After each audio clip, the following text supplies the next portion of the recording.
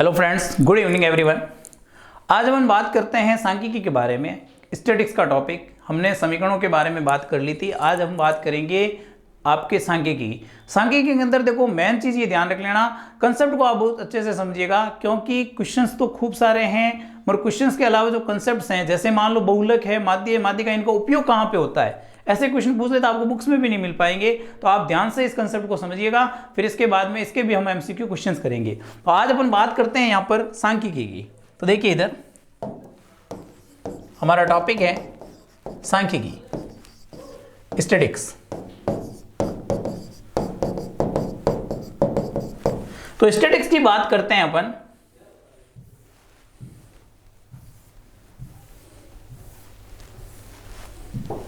देखिए इधर सांख्यिकी के अंदर सबसे पहली बात यह है क्या क्या है, क्या क्या नहीं मामला है। सांख्यिकी शब्द जो स्टैटिक्स दे रखा है, इस शब्द की जो उत्पत्ति हुई है वो शब्द हुआ है स्टेट से। याद रख लेना, आपको यही घुमा फिरा के दे दिया जाए कि शब्द से हुआ स्टेट से, कि सांख्यिकी शब्द जो स्टैटिक्स दे रखा है उसकी उत्पत्ति किससे हुई, स्टेट से।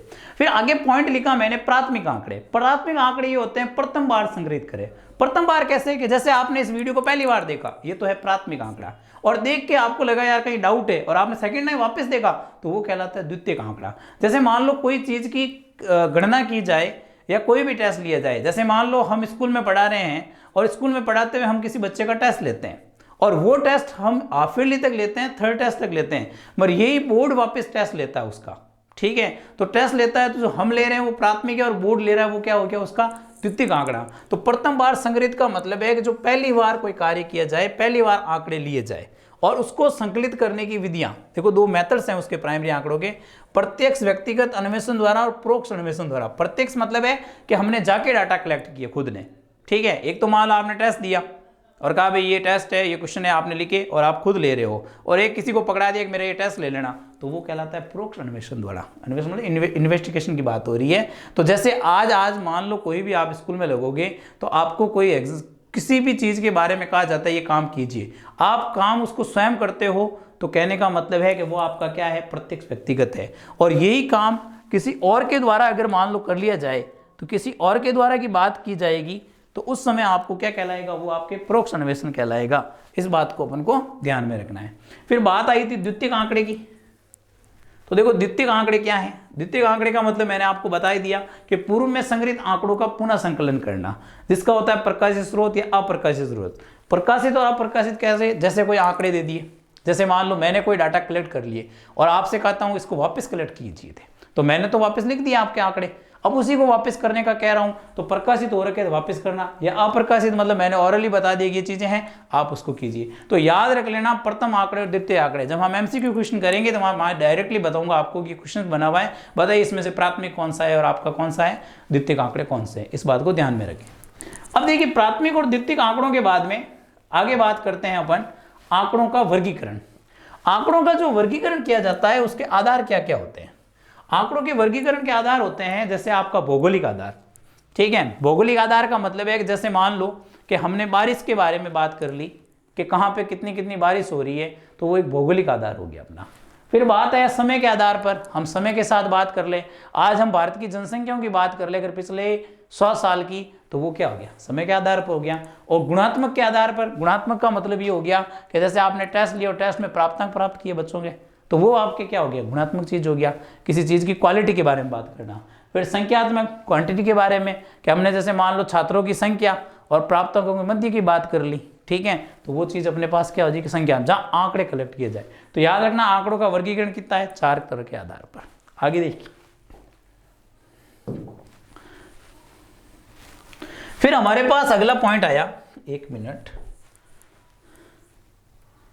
अपवर्जी सारणी से कम। आगे बात आई सारणियन के प्रकार। देखो सारणियन के प्रकार क्या है।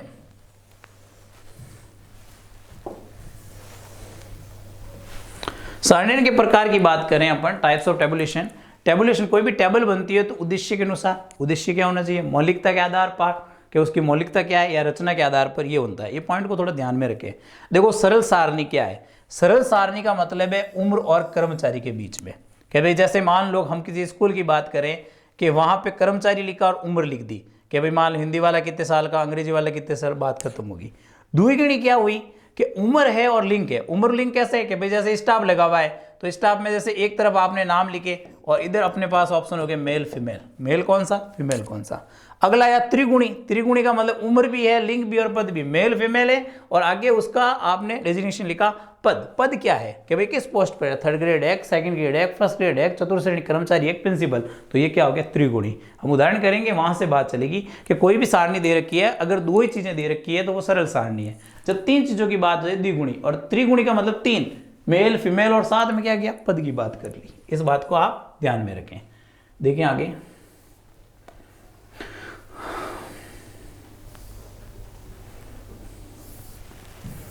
कहाँ गया, ये रहा। अब देखिए बंटन की बात करें अपन, तो सबसे पहला हमारा बंटन आया बारंबारता बंटन। जब बारंबारता बंटन की बात करें, बारंबारता बंटन क्या होता है कि कोई चर जितनी बार आता है, कि कोई भी चर दे रखा है जितनी बार आता है, एक मिनट हो, थोड़ा सीरियल से नहीं है, मैं इसको थोड़ा सीरियल से कर देता हूँ, उनको दिक्कत नहीं आएगी।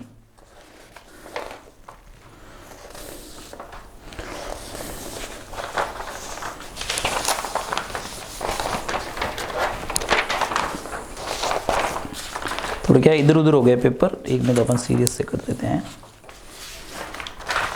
सांख्यिकी परास आयती चित्र,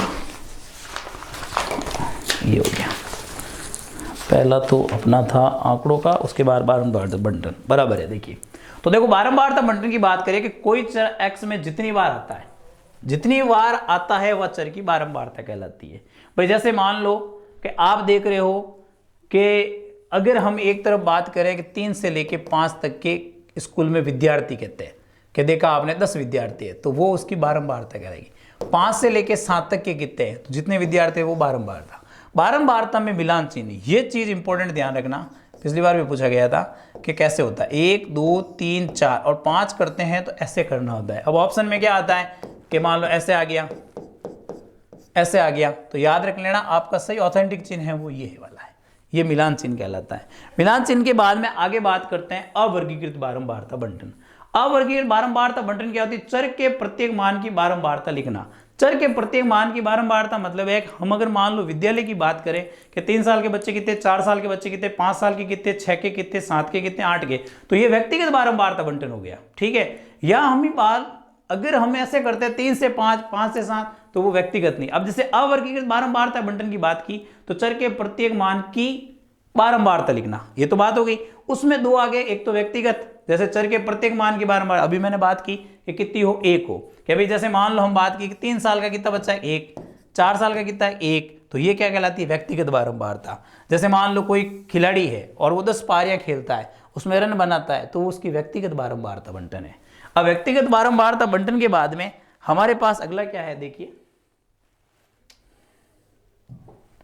अगला आया वर्गीकृत बारंबारता बंटन। देखो वर्गीकृत बारंबारता बंटन क्या है, वर्गीकृत बारंबारता बंटन का मतलब है ग्रुप फ्रीक्वेंसी डिस्ट्रीब्यूशन, चरों की संख्या अधिक होने पर वर्गों विभाजन। भाई आज हम स्कूल की बात करें, स्कूल में 400 बच्चे हैं, अब उनमें व्यक्तिगत थोड़ी लिख सकते हैं कि भाई उम्र कितनी 3 साल, तेरी कितनी 3.1, तेरी कितनी 3 पॉइंट, ऐसा ही नहीं लिख सकते। वहां हम क्या करेंगे, सीधा सा लिखेंगे एक ही काम कि 5 साल का बच्चा भर्ती होता है तो क्या भाई 5 से लेके 8 वाले कितने हैं, 8 से लेके 11 कितने हैं, और 11 से लेके 14 कितने हैं, और 14 से लेके 17 कितने हैं, और 17 से लेके 20 कितने हैं। तो आप देखो इतने लंबे चौड़े नहीं लिख के 1 2 3 4 5 में ही अपना काम क्या हो गया खत्म, वो कहलाता है वर्गीकृत। दोनों ही बातों को ध्यान से देखिएगा। पहली बात तो की व्यक्तिगत, आपसे पूछ सकता है निम्न में से व्यक्तिगत बारंबारता बंटन क्या है, तो चर के प्रत्येक मान की बारंबारता 1 हो, वो व्यक्तिगत कहलाता है। और अगर वर्गीकृत की बात करें अधिक चर होने पर उसको वर्गों में जो विभाजन करते हैं वो आपके क्या कहलाता है, वर्गीकृत। फिर बात आई प्रास की, प्रास या रेंज। प्रास या रेंज क्या था, अधिकतम चर माइनस न्यूनतम चर। जैसे आपके विद्यालय में मान लो छोटे से छोटा जो बच्चा है वो है 5 साल का, और बड़े से बड़ा मान लो बच्चा 18 साल का। अब कहते हैं प्रास बताओ, तो 18 में से 5 घटा 2 13, ये प्रास आ गई। फिर आया बात के वर्गांतराल बनाने आपको, तो प्रास बट्टा वर्गों की संख्या, याद रखना कि प्रास बट्टा वर्गों की संख्या वो क्या बनाती है, वर्गांतराल। अब वर्ग चिन्ह की बात करें कि x ज्ञात करना हो तो ऊपरी सीमा माइनस और प्लस निम्न सीमा का औसत। जैसे मैंने लिखा 5 और 8, अब इसका x बनाना हो तो आपको क्या करना है कि 5 + 8 / 2, 5 और 8 13/2 कितना आ गया 6.5। इस बात को ध्यान में रखें।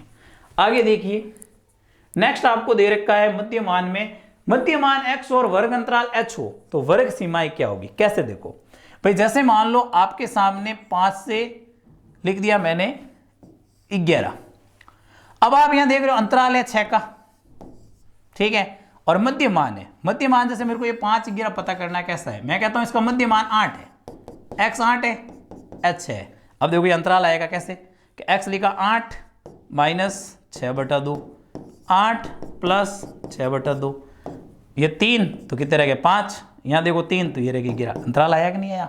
तो इस फॉर्मूले को आप इंपॉर्टेंट ध्यान रखना कि मध्यमान x और वर्ग अंतराल h हो तो वर्ग सीमाएं कैसे प्राप्त करें। मैंने कह दिया x का मान आपके पास 10 है, h अगर आपके पास 3 है तो बताओ सीमा क्या होगी।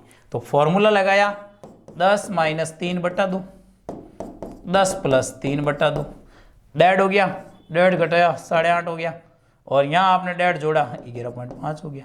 ये अपने पास अंतराल बन गया, बना। तो ऐसे याद रखना और इस फॉर्मूले को वेरी इंपॉर्टेंट है, ध्यान रखें। यहाँ जो टॉपिक बता रहे हैं अब से इसको अच्छे से समझें आप एक एक चीज को। मध्यमान दे रखा हो तो वर्ग अंतराल दे रखा हो तो वर्ग सीमाएं कैसे ज्ञात करें। अब देखो वर्ग सीमाओं के बाद में अपना अगला है, एक मिनट क्या थोड़ा ऊपर नीचे हो गया वैसे इसलिए, खंडित बारंबारता बंटन। देखो खंडित बारंबारता बंटन क्या है। खंडित बारंबारता बंटन कहा या असतत कि पदों की संख्या अधिक होने पर चर खंडित हो। उदाहरण शिक्षकों का वेतन, भाई आज स्कूल में 20 शिक्षक लगे हुए हैं, सबका वेतन एक जैसा नहीं होगा, अंतराल समान नहीं होगा।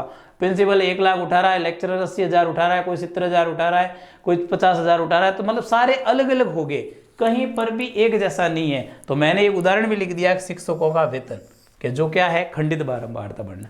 फिर आया सतत बारंबारता बंटन कि पदों की संख्या अधिक हो और चर सतत हो। चर सतत मतलब अभी वैसे बात की थी कि बच्चों की बात करें 3 से 8 के, 8 से 11 के, 11 से 14 के, ऐसे जो कहलाएंगे वो सतत बारंबारता बंटन कहलाएंगे। फिर एक ये याद रखना फॉर्मूला है आगे, वर्गों की संख्या ज्ञात करना हो, कोई दे दे आपको गलती से, तो 1 + 3.322 log 10n एल कुल बारंबारता कहते हैं। अब जैसे मान लो आपको कहते हैं कुल बारंबारता 20 है तो वर्गों की संख्या बता होती है, मान रख के अपन उसको राउंड फिगर में ज्ञात कर सकते हैं। इस बात को ध्यान में रखें। आगे देखिए, आगे हमारे पास श्रेणियां हैं, अपवर्ती श्रेणी और समावेशी श्रेणी। क्या है अपवर्ती और समावेशी। अपवर्ती श्रेणी कह रहा है एक्सक्लूसिव, पिछले वर्ग की उस सीमा और अगले वर्ग की निम्न सीमा एक समान हो। अपवर्ती मतलब कैसे कि जैसे मान लो लिखा 3 से 5 तो अगली आई 5 से 8, तो ये है अपवर्जी। याद रखना कि 3 से 5 श्रेणी दे दे और कहते हैं निम्न में से अपवर्जी कौन सी है, तो जो क्रमागत है वो अपवर्जी है। समावेशी क्या कहा कि पिछले वर्ग की उस सीमा और अगले वर्ग की निम्न सीमा एक समान नहीं हो। कैसे कि मैंने लिखा 3 से 5 और अगला लिख दिया मान लो 6 से 8, तो क्या समान है, नहीं है, तो ये क्या कहलाएगी समावेशी। अपवर्जी जो कंटिन्यूटी हो, समावेशी जो कंटिन्यू नहीं हो। ध्यान रखना आपको क्वेश्चन देके पूछ सकता है इसमें अपवर्जी कौन सा और समावेशी, तो याद रखें। फिर अपने पास अगला पॉइंट आता है संचयी बारंबारता। देखिए इधर संचयी बारंबारता क्या होती है, क्युमुलेटिव फ्रीक्वेंसी, किसी वर्ग की संचयी बारंबारता उस वर्ग तक के सभी वर्गों की बारंबारताओं के योग के बराबर। कैसे देखो भाई, जैसे मान लो मैंने x लिखा, f लिखा, अब हम f की बात करते हैं। f में जैसे मैंने लिख दिया 2 3 4 2 5 7, आप यहां से CF बनाते हो। पहला लिखा 2, 3 जोड़ा 5, 4 जोड़ा 9, 2 जोड़ा 11, 5 जोड़ा 16, 7 जोड़ा आपने हो गया 23। अब ये क्या कहता है, उस वर्ग तक के सभी वर्गों की बारंबारता योग। भाई मुझे यहां तक की बात करनी है, ठीक है। आप देख रहे हो 9 आ रहा है, इनको जोड़ के देखिए 2 3 5 और 4 9। आपने कहा यहां नहीं, मैं तो यहां तक लूंगा, तो देख लो 16 आ रहा है, इसको जोड़ो 2 और 3 5, 5 4 9, 9 2 11 और 5 कितने हो गए 16। तो क्या कहा कि उस वर्ग तक के सभी वर्गों की बारंबारताओं के योग के बराबर। CF दो तरह से बनती है, एक ऐसे भी बनती है, एक नीचे से बन सके 7 5 12, 2 14, 4 18, 3 21, 21 और 2 कितने हो गए 23। ये ऊपर से नीचे और ये नीचे से ऊपर, यहाँ से ग्राफ भी बनते हैं, ये बात ध्यान रखना। ये कहलाती है संचयी बारंबारता। अब संचयी बारंबारता के बाद में देखिए अगला हमारे पास था आज से कम से अधिक वाला, ये शायद कंटिन्यू होगा। अब तो ये रहा, देखिए आगे बात करें अपन, बात आई से कम संचयी बारंबार। अभी बात की मैंने xi से कम सभी मानों की बारंबारताओं का योग, मतलब जो ऊपर से नीचे की ओर बने। जो ऊपर से नीचे की ओर बनेगी वो कहलाएगी से कम के लिए। बराबर या अधिक की बात तो x या अधिक सभी मानों की बारंबारता का योग मतलब नीचे से ऊपर की ओर, ये ध्यान रखना। अगर CF ऊपर से नीचे है तो से कम के लिए, और नीचे से ऊपर है तो क्या होगी अपने पास, मतलब यहाँ उल्टा चलता जाएगा, वो कहलाएगी आपकी अधिक बारंबारता। फिर बात आई टेबुलेशन की, सारणीयन की। देखो सारणीयन क्या होता है कि संकलित और वर्गीकृत आंकड़ों को क्रमबद्ध और सुव्यवस्थित ढंग से प्रदर्शित करने की क्रिया, कि जो भी आंकड़े कलेक्ट करते हैं उनको व्यवस्थित करना। जैसे हमने कोई आयत चित्र बना दिया, अब उसके अंदर सारे कर दिए, लंबे चौड़े डाटा थे हमने एक ग्राफ के अंदर दे दिया, पाई चार्ट एक ग्राफ के अंदर दे दिया, वो क्या कहलाता है, सारणीयन टेबुलेशन कहलाता है।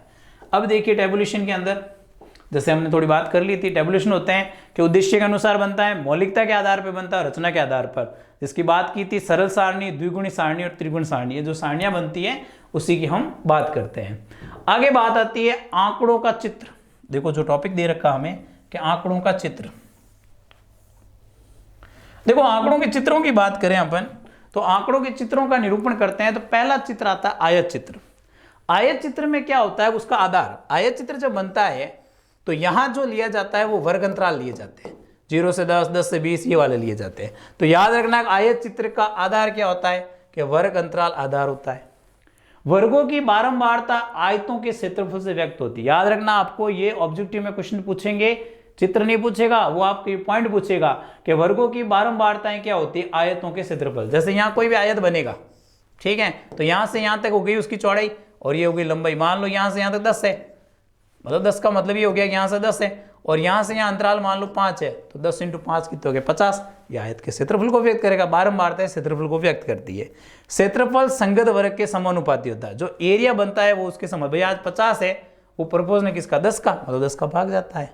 फिर कहता है वर्ग अंतराल h समान हो तो आयत का आधार h के बराबर, कि अगर अंतराल समान होगा तो आयत का आधार, भाई जैसे मान लो कि 10 से 20, 20 से 30, अगर समान चल रहा है तो अंतराल यहाँ 10 रहा तो आयत का आधार कितना हो गया, 10 हो गया।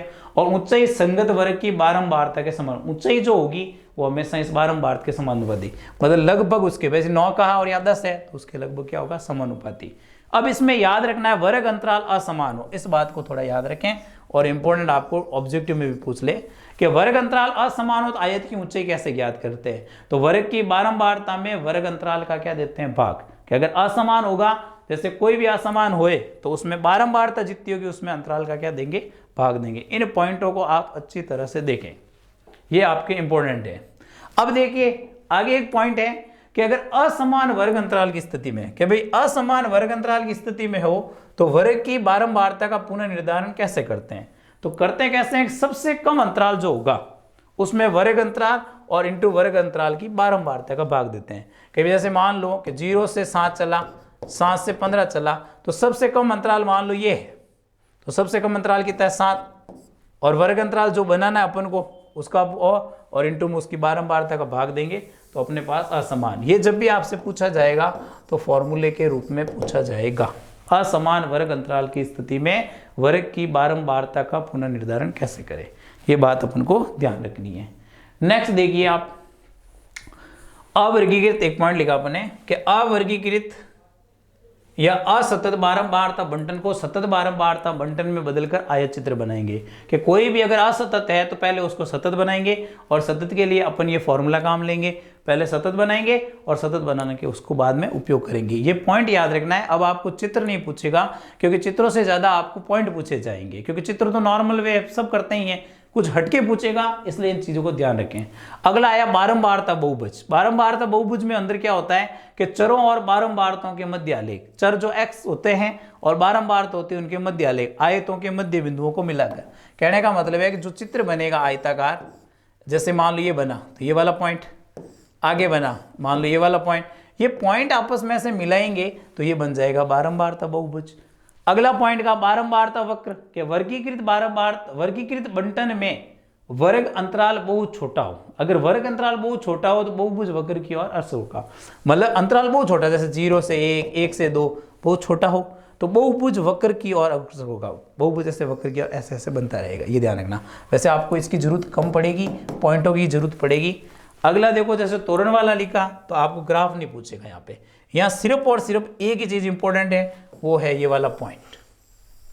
वो आपसे डायरेक्ट पूछ सकता है कि से कम प्रकार और से अधिक प्रकार के त्वरण का मिलान बिंदु क्या होता है? क्या होता है कि दो ग्राफ बनते हैं, एक ये, जैसे ये मिलता है इसको नीचे करें, जितना पॉइंट आता है वो आपके क्या होता है? माध्यिका होता है। इस बात को ध्यान रख लेना। जैसे आयत चित्र के अंदर याद रखना कि आयत चित्र जो सहायक होता है, आयत चित्र सहायक है बहुलक में। ये बातें बहुत इंपॉर्टेंट ध्यान रखना। आयत चित्र सहायक किसमें है? बहुलक में।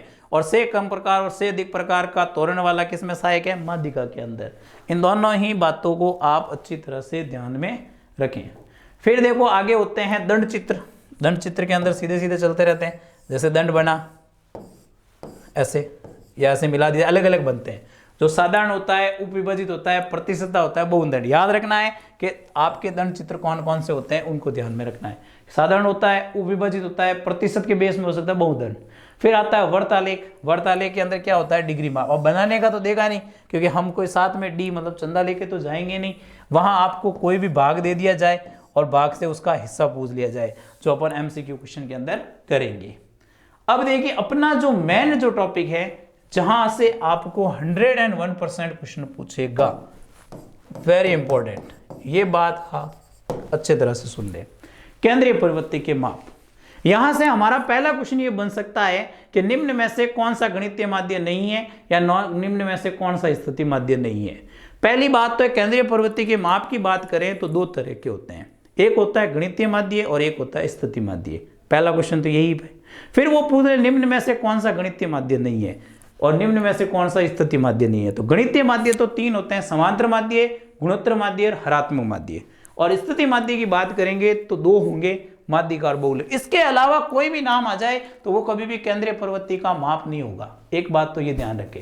आपको ऑप्शन देके पूछ रहे निम्न में से कौन सा गणितीय माप मतलब माध्य नहीं है, तो तीन ये तो होंगे और चौथा मान लो ये दे दे। निम्न में से कौन सा स्थिति माध्य नहीं है, तो वो हो सकता है ये दो देवे और कोई दो और दे देवे। तो इस बात को ध्यान रखना है। तो यहां से पहला आपका इंपॉर्टेंट क्वेश्चन बनता है। फिर देखिए आगे, अब एक एक माध्य की बात करें। जैसे बात कर रहा हूं मैं समांतर माध्य की। जब समांतर माध्य की बात करें तो समांतर माध्य के अंदर पहला फॉर्मूला याद रखना, आपके x बार बराबर सिग्मा i बराबर 1 से n x i बटा n, मतलब आंकड़ों का योग बटा आंकड़ों की संख्या। साधारण से क्वेश्चन दे रखे हैं और अपन को यह ज्ञात करना हो। सेकंड होता है प्रत्यक्ष विधि का। प्रत्यक्ष विधि का होता है x बार बराबर सिग्मा fi xi बटा सिग्मा fi। ये ध्यान रखना, पूरा आपको लिखना है तभी फॉर्मूला वैलिड है। i बराबर 1 से n, i बराबर 1 से n, ये हो गया। फिर आगे बात आई अपने कल्पित माध्य की। कल्पित माध्य से समांतर माध्य की बात करें तो सूत्र होगा x बार बराबर a plus sigma fi di बटा सिग्मा fi, जहां di ज्ञात करने का फॉर्मूला xi माइनस a। और याद रख लेना कि सिग्मा fi di अगर 0 हो तो x बार बराबर क्या होगा? a, मतलब कल्पित माध्य उसका क्या हो जाएगा? आपके x बार। इस बात को याद रखें। डायरेक्ट आपसे पूछ ले सिग्मा fi di अगर 0 है तो x बार का मान होगा a, कुछ संख्या कुछ भी दे दे तो याद रखना a होगा। और कल्पित माध्य कैसे मापा जाता है? ध्यान रखना कि जो अपन xi बनाते हैं वहां पे जैसे अपन माध्य का ज्ञात करते हैं वैसे ही कल्पित माध्य को करेंगे। करना कैसे? जैसे मान लो लिखा 2 3 4 5 6, तो और एक जैसे मान लो लिखा तो क्या करना? एक इधर काटा, एक इधर काटा, एक इधर काटा, एक इधर, तो बीच में कौन रह गया? 6 4, तो ये 4 आपके कल्पित माध्य। अब मान लो ऐसी स्थिति बन जाए कि 2 3 4 5 6 और 7। अब आपने ये काटा, ये काटा, बीच में बेचारे कितने बच गए? 2। तो उस समय हम इसकी बारंबारता देखेंगे, जिसकी बारंबारता ज्यादा होगी वो कल्पित माध्य। जैसे मान लो यहाँ 7 लिखा हुआ है, यहाँ 10, तो ज्यादा किसकी है? 10 किसकी है? 5 की। तो आपका कल्पित माध्य कितना हो जाएगा? 5। ये छोटा सा क्वेश्चन बन सकता है आपके सामने कि बताइए निम्न में से कल्पित माध्य क्या होगा। मतलब अकॉर्डिंग टू बुक की बात हो रही है, बाकी तो वैसे हम कुछ भी माने तो उत्तर में कोई फर्क नहीं पड़ेगा, मगर कल्पित माध्य मानने में इस बात को ध्यान में रखें। आगे देखिए नेक्स्ट विधि अपनी पग विचलन विधि। देखो पग विचलन विधि की बात करें या पद विचलन विचलन की बात करें तो x बार बराबर a plus sigma fi ui बटा सिग्मा fi इंटू एच, जहां ui ज्ञात करने का फॉर्मूला है xi माइनस a बटा h। a आपका वही कल्पित माध्य है और h आपका अंतराल है। इस बात को ध्यान रखना। अब देखो ये तो एक सीधी सीधी बातें हैं और इन पे सब ध्यान देते हैं और बात खत्म हो जाती है। आपके गड़बड़ कहाँ होगी? यहां गड़बड़ करते हैं, ये बातें गड़बड़ करती है कि उपयोग कहाँ है, कि समांतर माध्य का उपयोग कहाँ है? सामाजिक आर्थिक समस्याओं के अध्ययन में। आपसे पूछ लिया जाए कि समांतर माध्य का उपयोग है, अब नीचे ऑप्शन दिए, इनको याद रहे, रट लेना इनको अच्छी तरह से। ये ऑथेंटिक स्टैटिस्टिक्स की बुक से लिखा हुआ है। इनमें से ही आपको पॉइंट मिलेगा कि सामाजिक आर्थिक समस्याओं के अध्ययन में औसत उत्पादन व्यय या प्रति व्यक्ति आय जब निकालनी हो तो उस समय अपना काम कौन आता है, समांतर माध्य। ठीक है, हो सकता है आपको मिलान दे दे, एक तरफ माध्य दे दे, एक तरफ ये बातें दे दे और क्रॉस मिलान कर दे, तो भी बात याद रखना। यहां सामाजिक आर्थिक समस्याओं के अध्ययन में औसत उत्पादन व्यय और प्रति व्यक्ति आय में हम उपयोग किसका करेंगे, समांतर माध्य का। आगे देखिए हमारा पॉइंट आता है माध्यिका। देखो जब माध्यिका की बात करेंगे अपन, तो माध्यिका क्या है, ऐसा मध्य मान जिसके एक भाग के सभी मान माध्यिका से कम और दूसरे भाग के मान माध्यिका से अधिक हो। कहने का मतलब यह है कि जैसे मान लो कहीं लिखा 2 3 4 5 6 7, आप देख रहे इसकी माध्यिका जब ज्ञात करनी है तो हम ऐसा काटना शुरू करते हैं। ठीक है, तो अब बीच में बेचारे कौन बच गए, 4 5। तो इसकी परिभाषा क्या है कि माध्यिका जब ज्ञात करेंगे तो 4 5 है, तो करना क्या है, 4 + 5/2, आगे 4.5, एक बचता तो वो माध्यिका।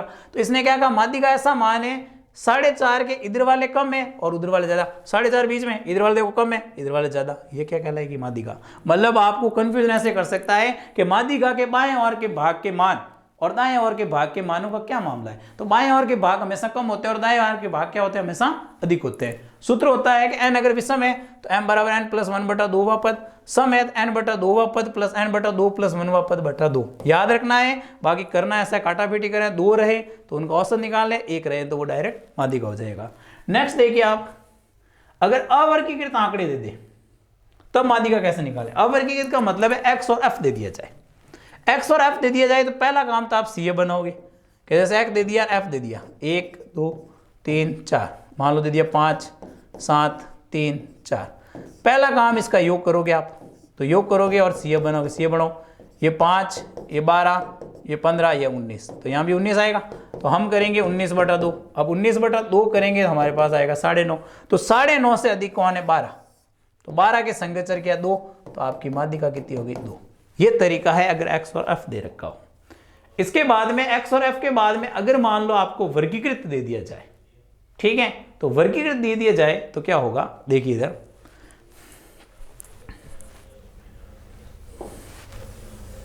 अगर वर्गीकृत बारंबारता बंटन की बात करेंगे तो सूत्र होगा हमारे पास m = L + n/2 - CF/f × h। Direct आपको मान दे दिए जाएंगे और उसके अनुसार आपसे सवाल पूछ लिया जाएगा। अब इसमें भी हमें बात करनी है इसके मेन उपयोग की। देखिए इधर 1 मिनट, एक चीज बच गई शायद, बहुलक वाला। देखो उपयोग की बात करें तो उपयोग के अंदर आएगा एक तो गुणात्मक तथ्यों का माध्य निकालना, कि कभी भी गुणात्मक तथ्यों का माध्य निकालना हो तो उपयोग किसका होगा, आपकी माध्यिका का। इस बात को ध्यान में रखें, क्या आएगा, माध्यिका। अब माध्यिका बौद्धिक स्तर जानना हो, स्वास्थ्य जानना हो, ईमानदारी जानना हो या दरिद्रता जानना हो तो उस समय उपयोग कौन आएगा, माध्यिका। इस बात को आप ध्यान में रखें एक तो, ठीक है। विशेष तौर पर 1 मिनट, एक पन्ना रह गया अपना, उपयोग संबंध।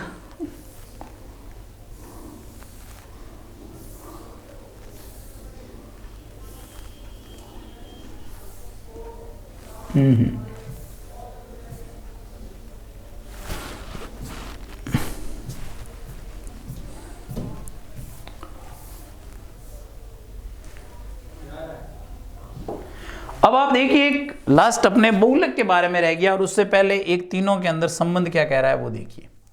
तीनों के अंदर संबंध कहा है कि रिलेशन कहा है कि बहुलक माध्य माध्यिका में संबंध क्या होता है। तो एक तो याद रखना, अकॉर्डिंग टू बुक डायरेक्ट आपको मिल जाएगा ये वाला ऐसे घुमा फिरा के, तो इसको ध्यान रखें। और बाकी जो अपना डायरेक्ट जो फॉर्मूला होता है वो फॉर्मूला होता है आपका बहुलक बराबर 3 माध्यिका -2 माध्य। और 100% आपके ये इंपॉर्टेंट है, आपको यहां से पक्का क्वेश्चन पूछा जाएगा। इस बात को आप विशेष तौर पर ध्यान रखें, ठीक है। अब देखिए एक पॉइंट रहा है आपका बहुलक। तो देखिए एक पॉइंट रहा है अपना बहुलक। बहुलक क्या है, कहीं पेपर रह गया, आप ध्यान से देख लीजिए। देखो बहुलक क्या है, मोड। देखो कहते हैं मोड है, मगर इसको दर्शाते हैं अपन जेड से।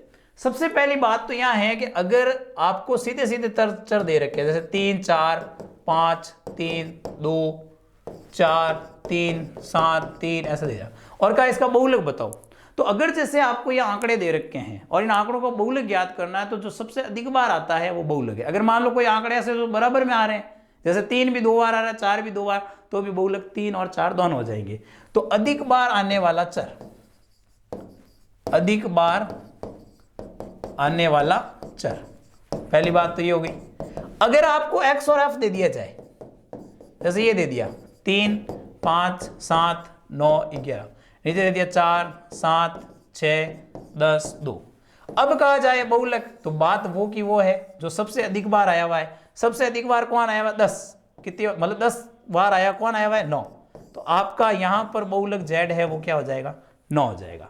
फिर एक हमारे पास पॉइंट ये है कि अगर मान लो x और f दे रखा है, तो उस समय सूत्र होता है आपका l plus f1 minus f0 बटा 2f1 minus f0 minus f2 और इंटू क्या हो जाएगा? h। जैसे यहां पर आपको एक सीधा सा सवाल दे दिया जाए, देखिए इधर इस सवाल के आधार पर,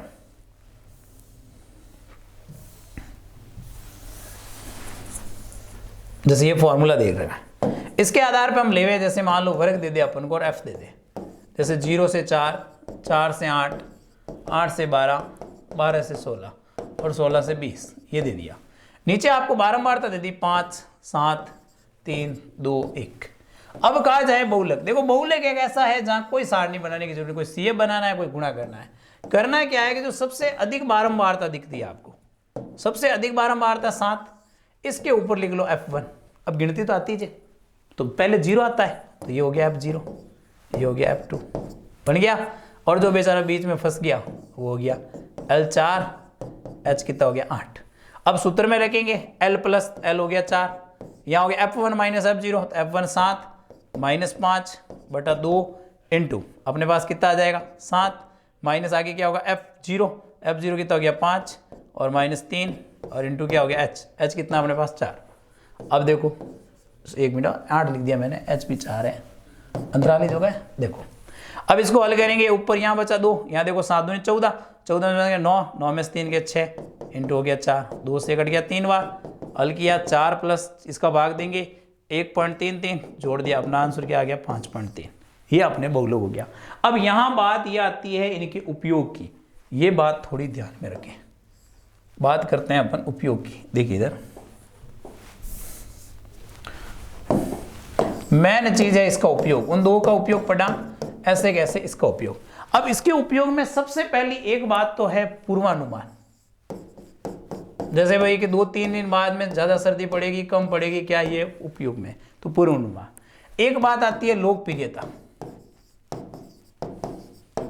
कि भाई लोकप्रियता क्या है, इसके बारे में बात होगी। लोकप्रियता के बाद में या व्यापारिक क्षेत्र हो,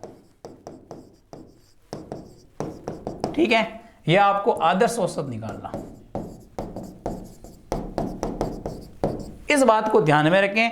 इन सब के अंदर आपके क्या यूज आएगा? बहुलक, इस बात को ध्यान रखें। तो मैंने जो उपयोग लिखाए हैं उन उपयोगों को आप अच्छी तरह से समझें, कैसे क्या निकालना है, क्या संबंध है, तीनों में संबंध वाला पॉइंट आपको ध्यान में रखना है। इस बात को आप विशेष तौर पे ध्यान में रखें, ठीक है। तो ये हमने सांख्यिकी के बारे में पढ़ लिया। अगली कड़ी में हम यहाँ पर इसके MCQ क्वेश्चन के बारे में पढ़ेंगे, इस बात को ध्यान रखिएगा। आप इस चैनल को ज़्यादा से ज़्यादा अपने दोस्तों के साथ शेयर कीजिएगा, इस क्लास को लाइक कीजिएगा, शेयर कीजिएगा और सब्सक्राइब कीजिएगा, ठीक है। ये अपनी क्लास आज की ख़त्म होती है, हम मिलेंगे अगली क्लास में MCQ के साथ। Thank you very much.